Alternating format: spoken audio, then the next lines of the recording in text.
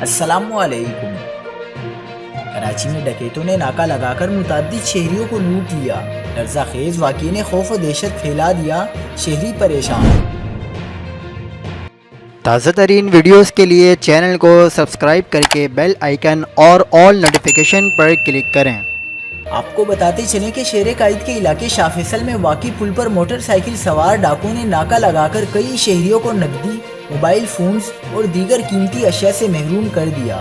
ذرائع کے مطابق شاہ فیصل پل پر پیر اور منگل کی درمیانی شب موٹر سائیکلوں پر سوار مسلح ڈاکوؤں نے بلا خوف و خطر ناکہ لگا کر وہاں سے گزرنے والے کئی شہریوں کو نقدی، موبائل فونز اور دیگر سامان سے محروم کر دیا۔